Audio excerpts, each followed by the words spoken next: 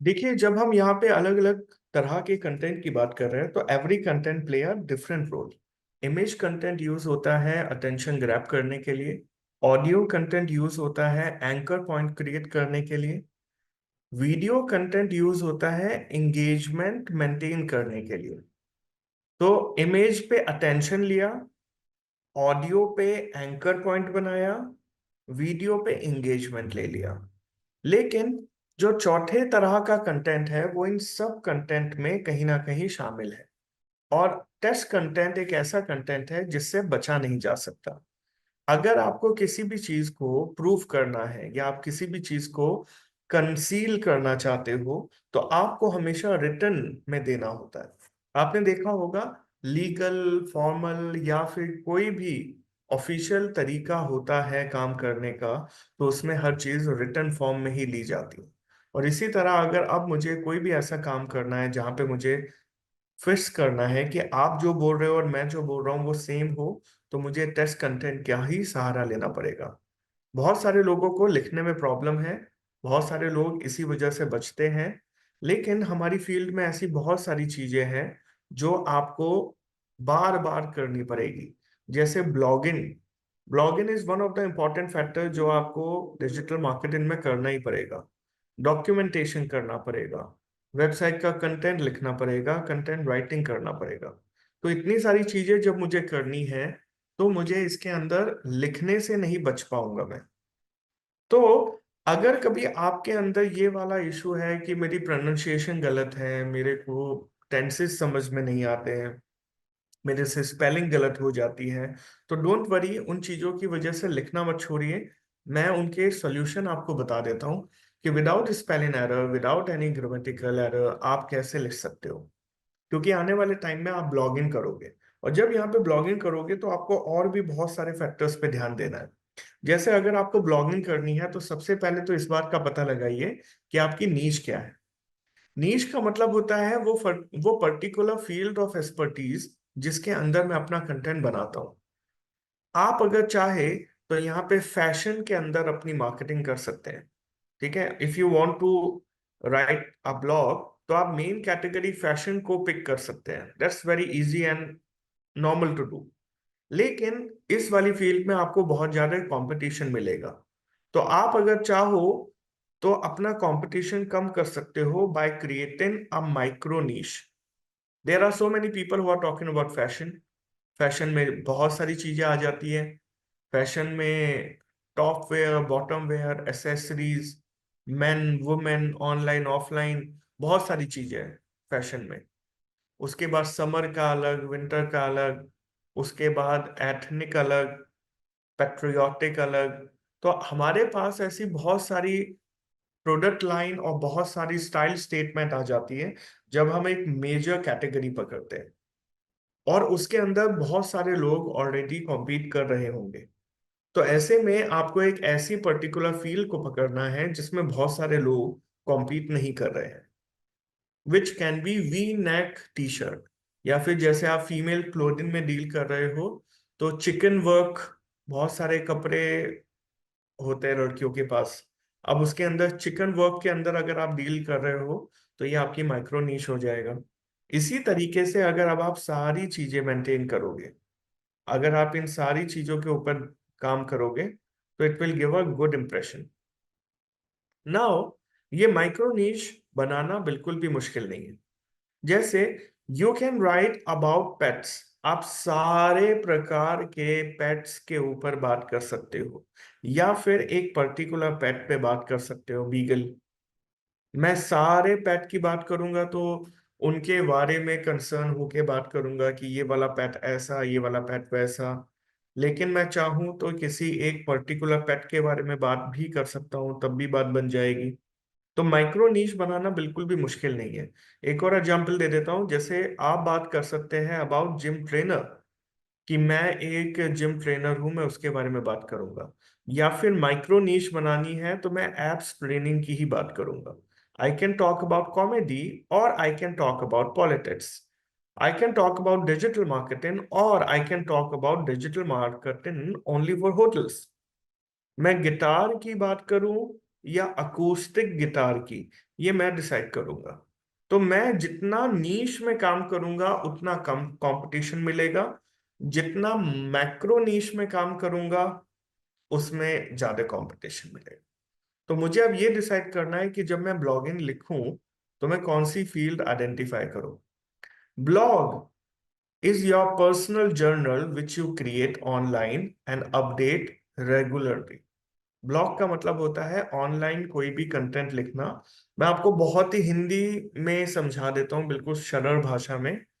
जैसे बचपन में निबंध लिखा करते थे, एसे राइटिंग, सेम उसी तरह होते हैं ब्लॉग, कि मैं किसी टॉपिक के ऊपर ऐसे लिख रहा हूँ। बस इस बात का ध्यान रखना है कि इस बार जब ऐसे लिख रहे हो तो करंट फैक्ट एंड फिगर का ध्यान रखो, और वो चीजें लिखो जो आपने अपने आप पता लगाई है।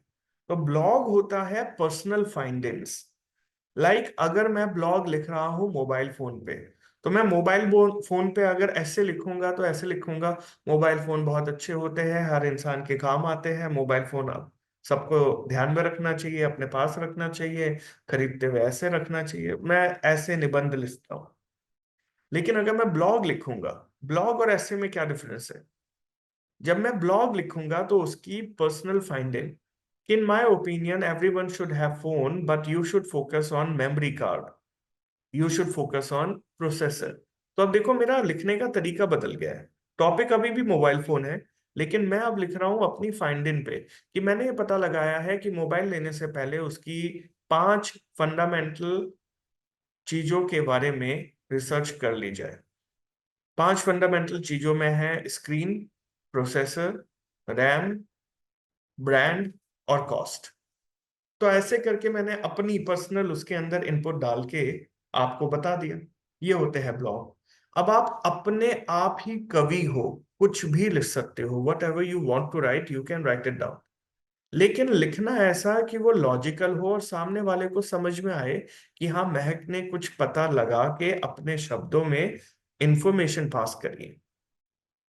और अगर इसी तरह से मैं अच्छी इंफॉर्मेशन देने लगूं तो I will be called as blogger.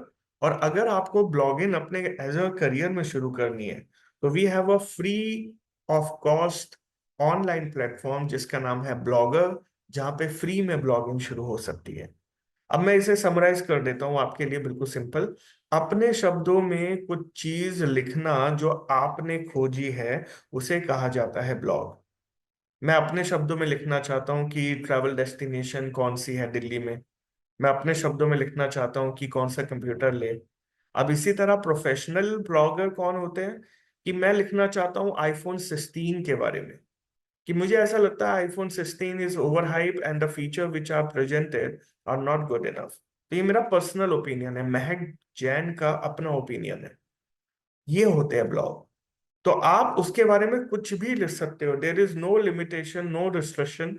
हाँ, बस अच्छा अच्छा लिखना, गलत मत लिखना, क्योंकि बहुत सारे लोग अच्छा पढ़ने के लिए आते हैं। कुछ ऐसा लिखोगे जो लोगों के काम आएगा तो वो बार बार आएंगे, और वहीं से बनता है ट्रैफिक। और देखो, जहां पे ट्रैफिक होता है वहीं पे बिजनेस होता है। जिस बाजार में एक परिंदा भी पर नहीं मारेगा उस बाजार में कभी भी सामान नहीं बिकेगा। और जिस जगह भीड़ लगी रहेगी वहां पे डेफिनेटली सामान बेचना आसान है। हमें अगर ब्लॉगिंग करनी है तो इसी पॉइंट ऑफ व्यू से करनी है कि लोग हमारे ब्लॉग पे बार बार वापस आए। अब मैं आपको ब्लॉगर्स के ऊपर अगर कह रहा हूं ब्लॉग लिखने के लिए तो शुरुआत कैसे करें। देखिए, नॉर्मल ऑनलाइन जाके लिखिए ब्लॉगर्स, और इस तरीके से प्लेटफॉर्म आएगा जहां पे जाके आपको क्रिएट अ ब्लॉग पे क्लिक करना है। जैसे ही आप यहाँ पे क्लिक करोगे आपको जीमेल आईडी बोलेगा, आप अपनी जीमेल अकाउंट से लॉग इन करो। प्लस आपको एक यूनिक नेम पिक करना होगा, जैसे जीमेल अकाउंट बनाते हुए यूनिक आईडी पिक करनी होती है, इंस्टाग्राम बनाते हुए एक यूनिक आईडी पिक करनी होती है, सेम उसी तरह यहाँ पे एक यूनिक आईडी पिक करो, ब्लॉगर्स पे अपना अकाउंट बनाओ, और फिर सीधा ब्लॉगर पे लॉग इन करके आ जाओ।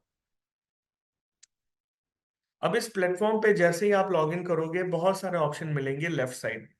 ठीक है, इन सारे ऑप्शन पे कोई ध्यान नहीं देना अभी, क्योंकि बहुत सारे ऑप्शन आसान है, मुश्किल नहीं है समझना।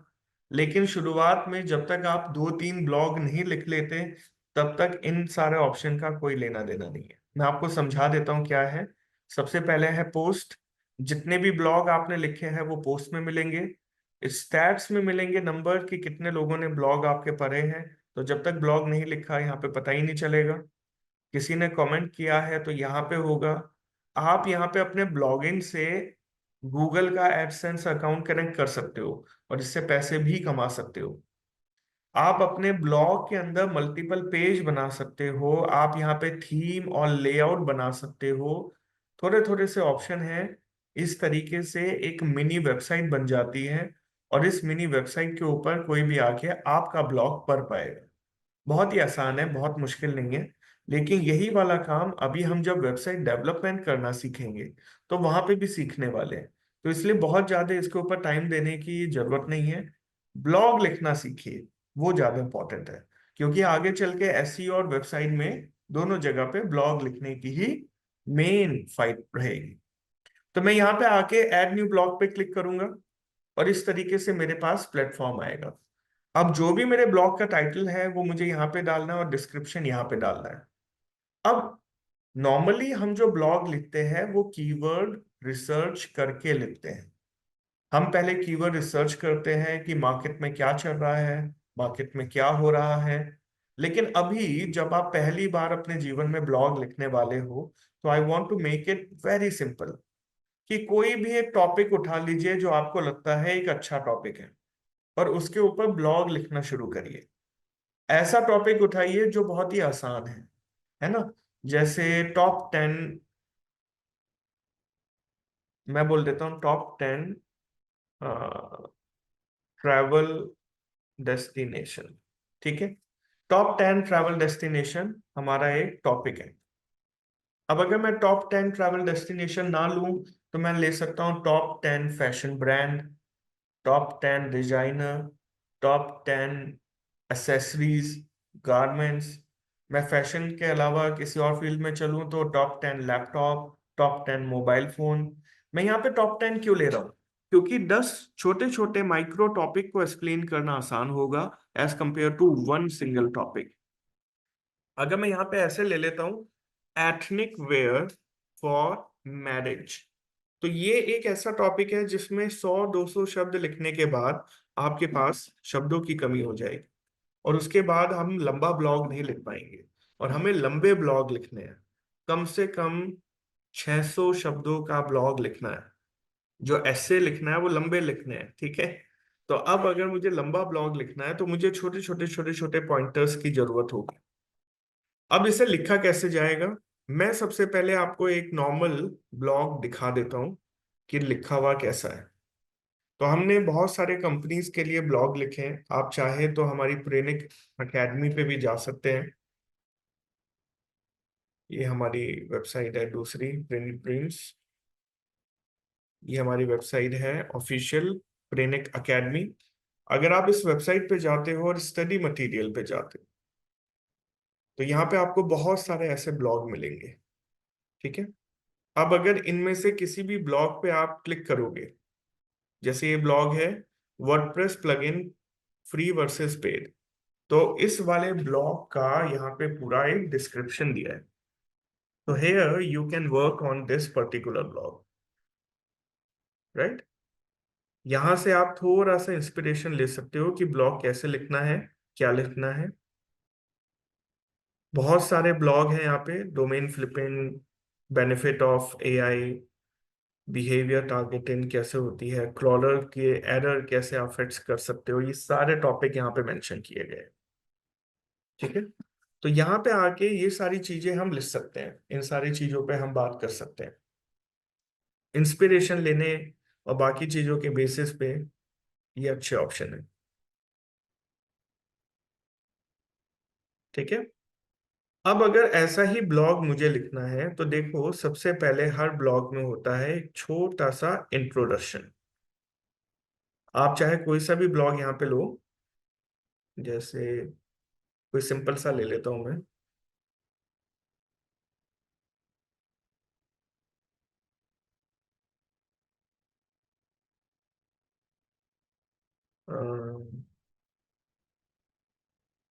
Digital marketing for small business. ठीक है। अब मान लेते हैं कि मैंने यहाँ पे एक ब्लॉग का टॉपिक ले लिया, digital marketing for small business. ये मेरा एक ब्लॉग है। अब मैंने सबसे पहले एक छोटा सा इंट्रोडक्शन डाला है, ताकि मैं अपना उस टॉपिक को अच्छे से लोगों को बता पाऊँ।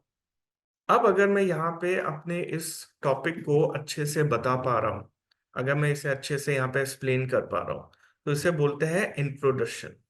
तो सबसे पहले मुझे अपने टॉपिक का इंट्रो देना होता है।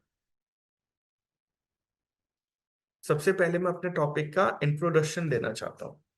तो अगर आप अपने कोई भी टॉपिक का इंट्रोडक्शन देना चाहते हो, ये आपके ऊपर है। जैसे हमारा यहाँ पे टॉपिक है टॉप 10 हॉलीडे या टॉप 10 ट्रैवल डेस्टिनेशन। अब इसे प्रेजेंट करने के अलग अलग तरीके हैं। जैसे आप शुरू कर सकते हो, मैं हिंदी में बता देता हूँ पहले आपको, ठीक है। कि कॉर्पोरेट की भाग दौड़ भरी दुनिया में आजकल जहाँ पे हर आदमी जॉब में बहुत बुरी तरह फंसा है, ऐसे में वीकेंड गेटवे उसके लिए सबसे आसान तरीका है अपने माइंड को रिफ्रेश करने के लिए। टॉक्सिक कल्चर से अगर आप दूर जाना चाहते हो और अपने माइंड को रिफ्रेश करना चाहते हो, तो आइए आज हम आपको बताते हैं टॉप 10 हॉलीडे या travel destination in India. In India भी हो सकता है, इन अमेरिका भी हो सकता है, इन इंटरनेशनली भी हो सकता है। डोमेस्टिक और नेशनल आपकी चॉइस है।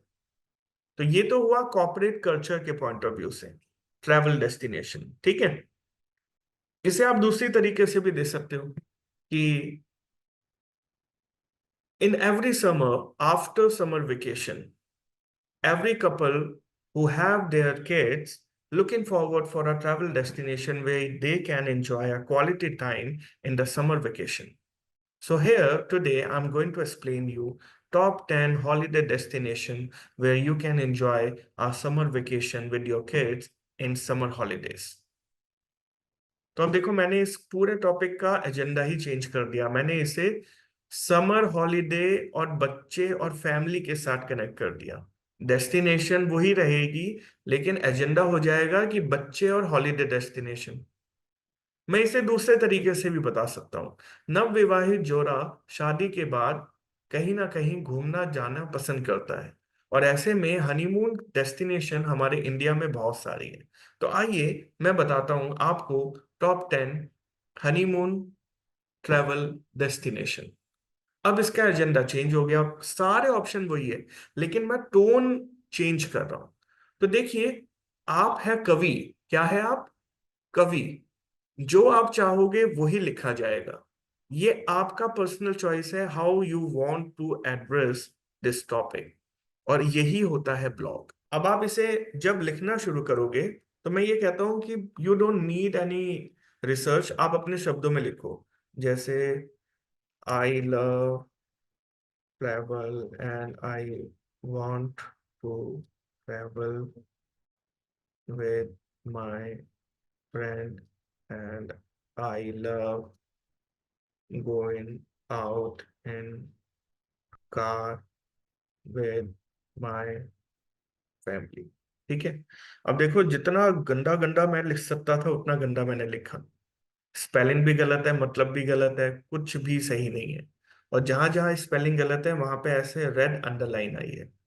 अब ये रेड अंडरलाइन आई है एक क्रोम एक्सटेंशन की वजह से, जिसका नाम है ग्रामरली। ग्रामरली फॉर क्रोम अगर आप सर्च करोगे, तो यहाँ पे आपके पास एक क्रोम एक्सटेंशन आ जाएगा, जिसे आप अपने क्रोम में डाल लोगे, जैसे मैंने यहाँ पे डाला हुआ है। अब ग्रामरली अगर आप अपने, एक बात और ध्यान रखना, हमेशा गूगल क्रोम यूज करना। अगर मैं यहाँ पे ग्रामरली के अंदर अपने क्रोम एक्सटेंशन बना के डाल लेता हूँ, तो अब ऑनलाइन में कहीं पे कोई भी गलती करूँ, ये ग्रामरली अपने आप उसे सही करवा देगा। मुझे पता भी नहीं है कि यहाँ पे क्या गलत लिखा है, क्योंकि मैं जो लिखूंगा वो तो सही होगा, लेकिन ग्रामरली को पता है कि यहाँ पे क्या होना चाहिए था। ये आपके grammar, tense, noun, pronoun, grammatical error, pronunciation, वो सब सही करवा सकता है। आप किस टोन में लिखना चाह रहे हो, उस सारे टोन को भी सही कर सकता है। ठीक है, तो लिखने का प्रॉब्लम नहीं है। हाँ, अगर फिर भी आपको इंस्पिरेशन चाहिए तो व्हाट यू कैन डू, आप top 10 holiday destination online search करिए, और आपको इस तरीके से बहुत सारी वेबसाइट मिल जाएगी। इन अलग अलग वेबसाइट को ओपन करिए। जैसे इस वेबसाइट पे इन्होंने शुरू किया है, vacation are not only about exciting activity, thrill और adventure, many time on holiday is simply an opportunity to forget your stress and just relax. For getting that kind of a relaxation, all that you need is tranquil surrounding, scrumptious food and friendly atmosphere. अब यहाँ पे तो इसने बहुत अच्छे वाली English use करी है। हम इतनी अच्छी इंग्लिश अगर यूज ना करें तो ज्यादा अच्छा है, क्योंकि अगर मैं बहुत अच्छी हाई वोकेबलरी यूज करूंगा तो केवल पढ़े लिखे लोग ही मेरे ब्लॉग पे आएंगे। लेकिन अगर मैं सिंपल इंग्लिश यूज करूंगा तो एक नॉर्मल आदमी भी मेरे ब्लॉग पे आ सकता है। अब ये वो सारे तरीके हैं जहां से आप इंस्पिरेशन ले सकते हो। ठीक है, ये तरीका है जब आपको खुद ब्लॉग लिखना हो। लेकिन आप यहां से कोई भी ब्लॉग कॉपी नहीं करेंगे। अगर आप यहां से कॉपी करके अपना ब्लॉग लिखोगे तो there is a problem which is called plagiarism in our SEO. हमारे गूगल में एक शब्द है जिसका नाम है प्लैगरिज्म, और इसका मतलब होता है you can not use copied content. किसी और के द्वारा कंट्रीब्यूटेड कंटेंट अगर हम यूज करते हैं तो वो हो जाता है गलत। तो इस तरीके से मुझे इस बात पे ध्यान देना है कि मैं कोई भी कंटेंट कॉपी नहीं करूंगा कभी भी। If I use a copied content, this will be a big no, क्योंकि यहाँ पे गूगल ऐसे कंटेंट को रैंक नहीं करता है जो कॉपीड हो। और आपको अगर चेक करना है कि आपका कंटेंट कॉपीड है या यूनिक, तो यहाँ पे ऑप्शन आता है प्लेगरिज्म चेकर का। ठीक है, एक वेबसाइट है, इस वेबसाइट का नाम है प्लेगरिज्म डिटेक्टर।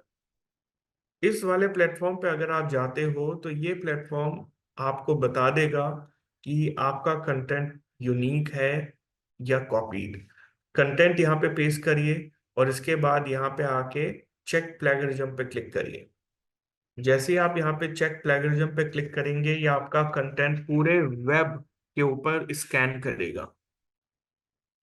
पूरे वेब पे स्कैन करने के बाद ये आपको बता देगा कि आपका कंटेंट कॉपीड है या यूनिक।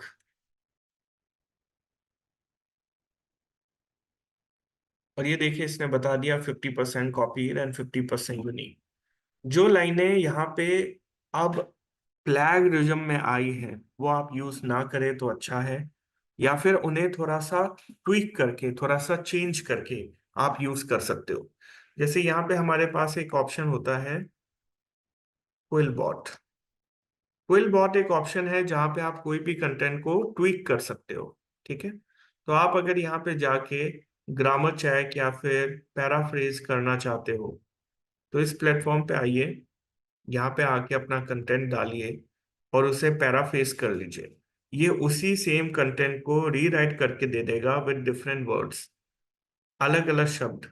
ठीक है, वेकेशन का बना देगा holiday, about just exciting activity को बता देगा थ्रिल एक्टिविटी, एक्साइटिंग को थ्रिल कर दिया, एडवेंचर को एक्साइटमेंट कर दिया। इस तरीके से आगे पीछे शब्द कर दिए जिससे वो कंटेंट कॉपीड ना लगे। लेकिन इसके अंदर एक प्रॉब्लम है कि लैंग्वेज इतनी ज्यादा टफ हो जाती है कि वो लैंग्वेज फिर रीडेबल नहीं रहती। तो हमें ना अपना कंटेंट रीडेबल भी रखना है। इसके लिए आती है एक और वेबसाइट, उसका नाम है हमिंगवे प्लेटफॉर्म, हमिंगवे एडिटर। ठीक है, हमिंगवे ऐप। हमिंगवे ऐप जो होती है ये एक ऐसा प्लेटफॉर्म होता है जहां पे आप ये चेक करोगे कि मेरा कंटेंट रीडेबल है या नहीं।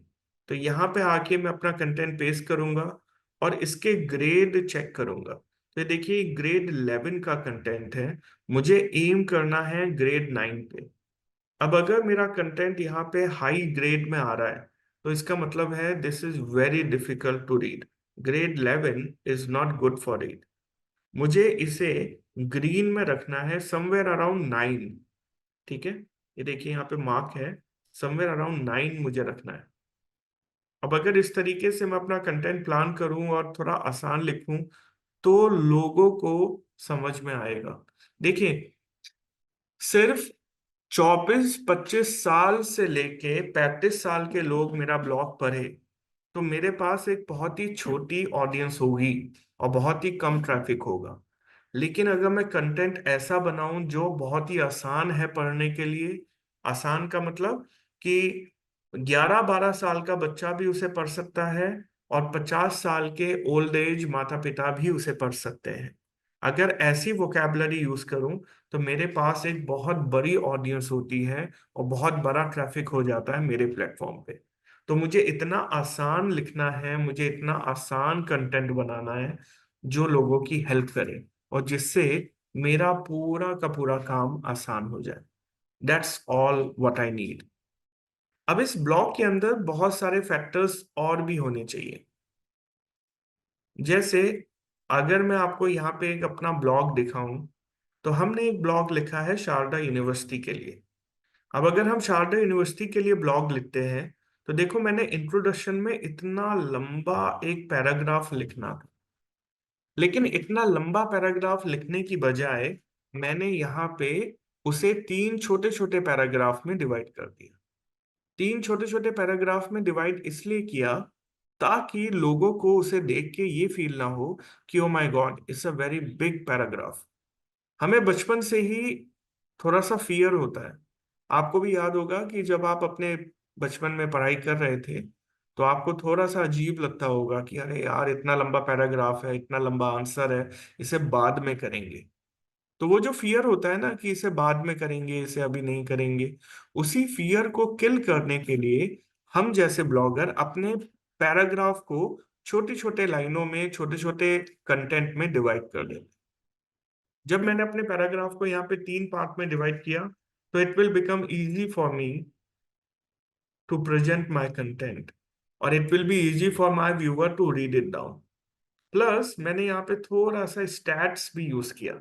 अगर आप अपना कंटेंट इस तरह से टेबल फॉर्मेट में प्रेजेंट करोगे तो लोगों के लिए समझना आसान है। ऊपर वाले 3 पैराग्राफ पढ़ने में एक आदमी का 5 मिनट लगेगा, लेकिन ये फिगर देखने में 5 सेकंड भी नहीं लगेंगे। जितनी जल्दी एक आदमी की प्रॉब्लम सॉल्व होगी उतना ही अच्छा मेरा ब्लॉग उस आदमी के लिए होगा, और जितना अच्छा मेरा ब्लॉग होगा उतना अच्छा रिपीट कस्टमर होगा। तो मुझे इस बात पे ध्यान देना है कि मेरा ब्लॉग इतना अच्छा हो कि एक कस्टमर उस पे बार बार आए और हर बार रिपीट होके आए। इसी तरह divide information in fact and figures, इस तरीके से सब पॉइंटर्स को भी डिवाइड कर सकते हैं। जैसे हो सकता है एक आदमी केवल एडमिशन प्रोसीजर देखने आ रहा हो, ऑनलाइन ऑफलाइन एप्लीकेशन भरते कैसे है वो देखने आ रहा हो, डॉक्यूमेंट क्या रिक्वायर्ड है वो देखना हो उसे, कट ऑफ कितने पे निकलती है। और देखो, मैंने यहाँ पे पॉइंटर्स में अपने कंटेंट को डिवाइड किया है। 4 पॉइंटर्स का आंसर है तो पढ़ना आसान है। उसे लगेगा 4 पॉइंटर्स ही तो है, मैं रीड कर लेता हूँ। अगर उसे लंबा पैराग्राफ लगा और उसने रीड नहीं किया तो वो मेरा ब्लॉग वहीं पे छोड़ के वापस चला जाएगा। और अगर ऐसा हुआ तो मेरे ब्लॉग का कोई फायदा नहीं। तो मुझे ऐसा कंटेंट बनाना है जो लोगों के लिए आसान हो, समझने में, पढ़ने में, जानने में इजी हो।